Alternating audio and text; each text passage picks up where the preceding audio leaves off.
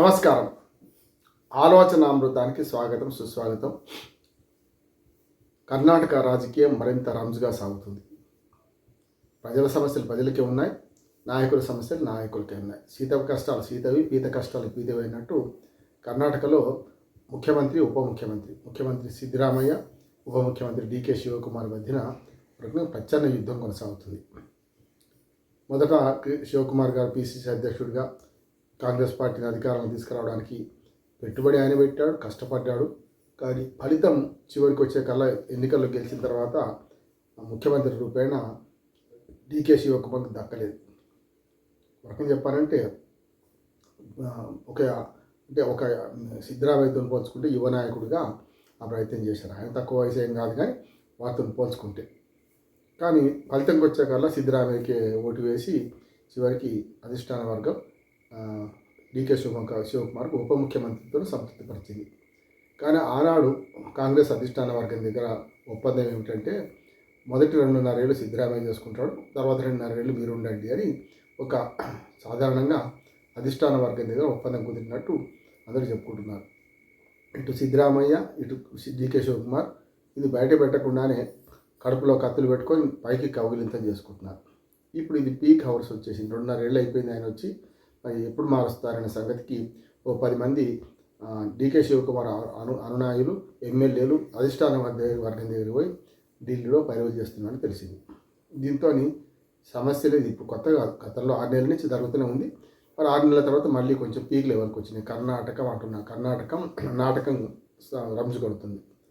వరకం చెప్పాలంటే ప్రజలకు ఇచ్చిన హామీలు నెరవేర్చే క్రమంలో ఇట్లాంటివన్నీ చాలా ప్రజా సమస్యలు పక్కన పెట్టి ఈ కర్ణాటకం కొత్త నాటకానికి తెరదీస్తుంది. ఇందులో ప్రధానంగా ఈ ముఖ్యమంత్రి, ఉప ముఖ్యమంత్రి మధ్యన రంజుగా సాగుతున్న పోరాటం చూడవచ్చు. ఇవాళ కూడా సిద్ధరామయ్య నేను 5 ఏళ్ళు నేనే ఉంటాను అధికారంలో, సమస్య లేదు పొమ్మని తెలిచేసాడు. అంటే శివకుమార్ ప్రయత్నాలు సాగవని చెప్పేసాడు. శివకుమార్ దానికి ధీటుగా సమాధానం ఇచ్చే క్రమంలో నవ్వుతూనే ఒక రకం చెప్పాలంటే సిద్ధరామయ్యకు ఒక రకంగా సమాధానం ఇచ్చారు. ఆయన కంగ్రాట్స్, ఆయన 5 ఏళ్ళు కొనసాగడం మంచిదే కదా, కొనసాగుతారని చెప్పి కంగ్రాట్స్ అన్నారు. అంటే కడుపులో కత్తులు ఉన్నాయి, కానీ పైకి మాత్రం అధిష్టాన వర్గం దగ్గర మరి మార్కులు కొట్టేయాలి కదా, అధిష్టాన వర్గాన్ని మరి నేనే ఉంటాను ఈ పోటీ అంటే 2 మందిని ఎవరని అధిష్టాన వర్గానికి సమస్య వస్తుంది కదా, కనుక ఆయనే ఉంటారని చెప్పుకుంటూనే పైన నవ్వారు.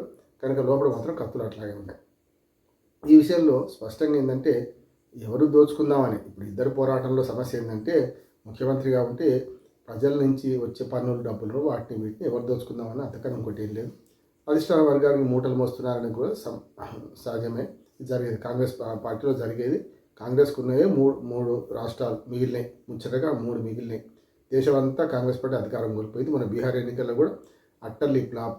61 సీట్లకు పోటీ చేస్తే 6 మాత్రమే గెలుచుకుంది. అంటే 10% మాత్రమే గెలుచుకున్నది సీట్లు. అటువంటిది కర్ణాటక, తెలంగాణ, హిమాచల్ ప్రదేశ్ 3 రాష్ట్రాల్లో అధికారంలో ఉన్న కాంగ్రెస్కు గడ్డుకాలేమో ఉన్నది. దేశంలో ఎక్కడా గెలుస్తుంది బీజేపీతోని. కొన్ని ప్రాంతీయ పార్టీలు ఉన్న దగ్గర కూడా కాంగ్రెస్ పార్టీ పూర్తిగా పునారిల్లిపోయింది. ఉదాహరణకు ఆంధ్రప్రదేశ్ చూడవచ్చు. ఆంధ్రప్రదేశ్లో కాంగ్రెస్ పార్టీ పరిస్థితి 1 సీటు కూడా విభజన తర్వాత ఇప్పటి వరకు 3 ఎన్నికలు జరిగితే 3 ఎన్నికల్లో కూడా 1 సీటు గెలుచుకోలేకపోయింది. బోని కూడా కొట్టలేకపోయింది. అంటే అందుకనే దేశవ్యాప్తంగా కాంగ్రెస్ పార్టీ స్థితిలో ఉన్నప్పుడు ఉన్న రాష్ట్రాల్లో, అధికారంలో ఉన్న రాష్ట్రాల్లో కూడా ఇట్లా ఉంటే ఎట్లా అనే సమస్య వస్తుంది. కానీ కాంగ్రెస్ పార్టీలో సహజమైంది. అధికారం ఉంటే కొట్లాడుకుంటారు, లేకుంటే కలుస్తారు, కొట్లాడుకోవడం ఉండదు. ఉంటే అధికారం ఉంటే మాత్రం కొట్లాడుకుంటుంటారు. అదే జరుగుతుంది ఇప్పుడు కర్ణాటకలో కూడా. ఈ కర్ణాటక రాజకీయాలు మరి చివరికి వచ్చే 2.5 సంవత్సరాలు కాకుండా మిగిలే 2 సంవత్సరాలే కనుక ఎన్నికల కన్నా ముందు 6 నెలల ముందు మరి ఆగే ఉంటుంది కదా. మరి వచ్చే 2 సంవత్సరాలైనా కూడా శివకుమార్ని ముఖ్యమంత్రిగా చూస్తారా లేదా ఒక సంశయం.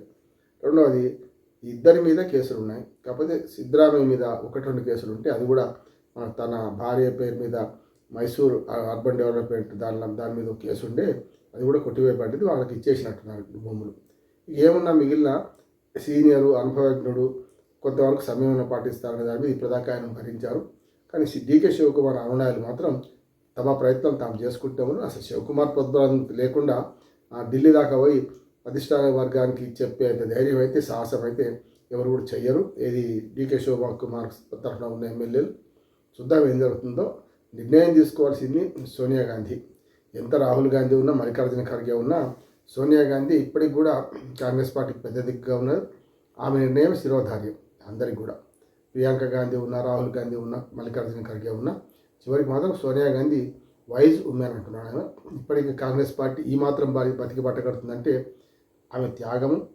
ప్రధానమంత్రి తీసుకుంటే ఎవడొద్దనేవాడు, నవ్విపోదురు కాక నాకేటి సిగ్గని వాడు తెల్లాలేస్తే రాజకీయ నాయకులు పిల్లిమొక్కలు వేస్తుంటే ఆమె తీసుకోలేదు. తర్వాత తన కొడుకును ప్రధానమంత్రి చేస్తా అంటే ఎవరొద్దన్నారు. మన్మోహన్ సింగ్ బదులు రెండోసారి యూపీ గెలిచినప్పుడు చేస్తే ఎవరొద్దని లేకపోయే సమస్య లేదు. రాజీవ్ గాంధీ 47 ఏళ్ళకి ప్రధానమంత్రి కాలేదా, ఈయన 37 ఏళ్ళకి అయ్యేవాడు. అప్పుడైతే 15 ఏళ్ళ క్రితం చేసిన పొరపాటు అంటున్నాడు. 2009లోనన్నా రాహుల్ గాంధీకి పట్టం అప్పు చెప్తే వేరే ఉంటుండేమో.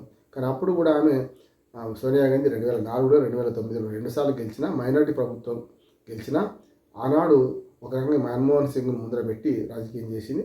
అది మంచిది, అంటే విలువలు గల రాజకీయం అంటున్నాను నేను. మంచిగా చెడ్డ మన్మోహన్ సింగ్ మనగాడు బాగా చేసిండు అంటలేను, కానీ ఉన్న రెండు సార్లు ప్రభుత్వంలో ఉన్నప్పుడు మాత్రం బాగానే చేసింది. ఇప్పుడు ఏమవుతుందంటే ఇట్లాంటి అధికారంలో ఉన్న చోట చిక్కులు వస్తున్నాయి. సరే, తెలంగాణలో నల్లేరు మీద నడికే రేవంత్ రెడ్డికి ఇప్పుడు ఎదురు లేదు.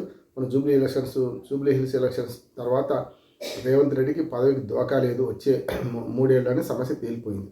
ఎటొచ్చి కర్ణాటకలో ఈ కర్ణాటక నడుస్తున్నది. చూద్దాం ఏం జరుగుతుందో. మొత్తం మీద ఈ ఇద్దరి మధ్యన డీకే శివకుమార్ సిద్ధరామయ్య వర్సెస్ సిద్ధరామయ్య మధ్యన మరి మరో 2 ఏళ్ళు డిప్యూటీ చీఫ్ మినిస్టర్గా మారుతాడా, మరి సిద్ధరామయ్యకు పీసీసీ పదవి ఇచ్చి సంతృప్తిపరుస్తారా?